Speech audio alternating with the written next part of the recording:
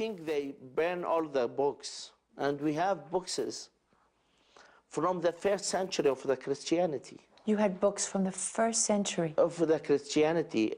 When I remember this, I cannot do it.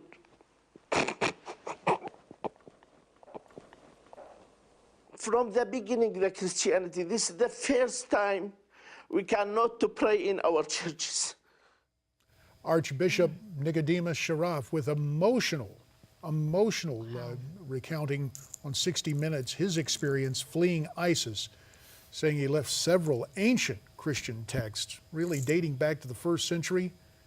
And this is what's especially disturbing. And now there is no safe place there to practice his faith. And all this is going on as Christians in the Middle East continue to face persecution as ISIS rapidly spreads across that region, just destroying everything in its path, really.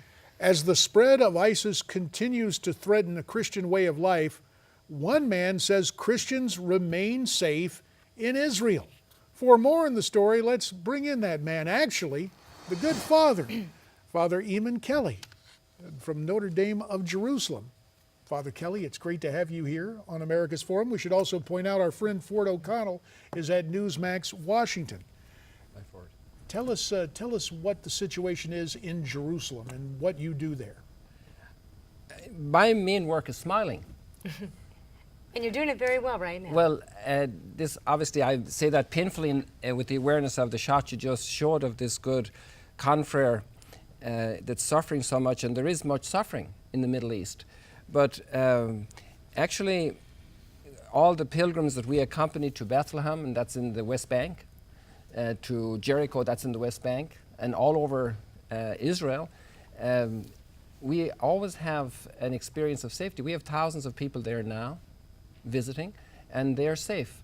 And people play ball on the street, the kids. I have some pictures in my iPhone. I think that's kind of a message that people like to see here. There are challenges everywhere. There are challenges everywhere. And we live, the human family is going through great complex situations almost everywhere in the world. Politically, socially, internally, spiritually, and if we take the whole human family, we have some dysfunctionality. And it's very serious, and there's great suffering. So we need to pray a lot for this, but the experience of day-to-day life in the Holy Land is just very normal. People cook, people go out and shop, people come and visit, people come from outside and visit the holy places, and they enjoy the Holy Land. They are blessed. And I've had groups there during times when there was extreme action going on, let's say in Gaza. Right. And it's not more than an hour away from Jerusalem, an hour and a half away.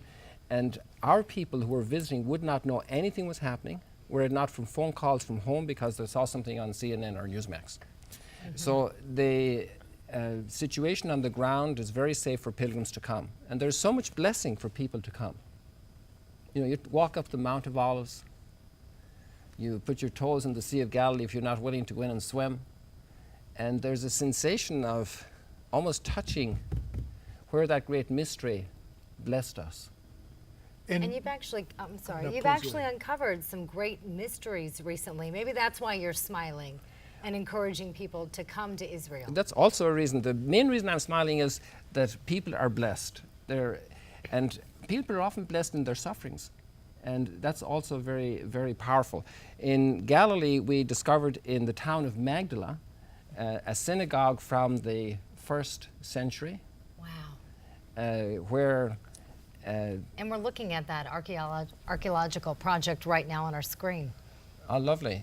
So there you're seeing some shots of the Magdala stone. We're seeing a glimpse on the top there of 2 chariot wheels, and they're found on the back of a stone in the center of this synagogue. And there we have some volunteers working, finding a coin from the 1st century. We have found over 2,000 coins from the 1st century. Amazing. There's a fresco that some experts consider contemporary and also of the same style as a fresco in Pompeii. There you see mosaics. So this synagogue is actually the most beautiful synagogue of the first century, of which there are 7. And this synagogue is the first synagogue excavated from that first generation after Pentecost, where we have on the path where Jesus would walk from Nazareth to Capernaum. There you see the chariot of fire now, the wheels and the flames underneath. The archaeologists tell us those are flames. And this is the first one ever found in all the archaeology in Israel. So it's quite the find. We have that Rosetta design on top of the stone. Father Kelly, please forgive me for interrupting here. Yes, Ford. Play travel agent for a minute. Give me your #1 reason why Catholics and Christians should make the pilgrimages to Israel. What is the #1 thing that you hope that they'll take away from their experience in the Holy Land? Everybody says it's the greatest trip of their lifetime.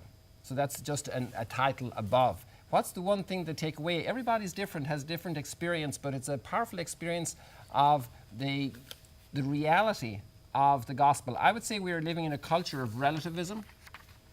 And that means like all the different faiths, we've learned to respect that there are different ways to believe and so on. And then it gets translated philosophically. Everybody needs their myth. But when you come to the Holy Land, you say, wow, there's the Sea of Galilee. This isn't a myth.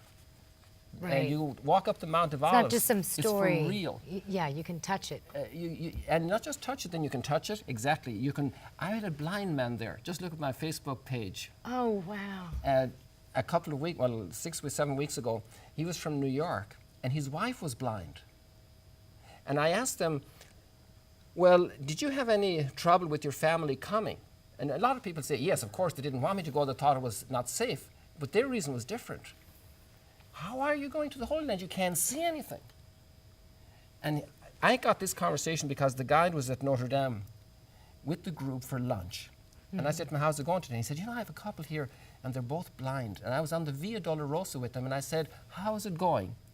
And he said to me, I've seen everything. Oh. So this points to a grace, a spiritual gift, something that happens that's beyond our doing, our making, our selfie. It's a gift interiorly that allows people to connect with the gift of faith. And no less transformative than what transpired at Siloam. So it's interesting to think about this transformative power of visiting the Holy Land. Sadly, as you mentioned, Father, problems continue. And when we come back, the good Father will stay with us. We'll also call on Raymond Ibrahim to join us, and Ford O'Connell will be here as well as we talk about the persecution of Christians in the Middle East and elsewhere. That's straight ahead here on America's Forum.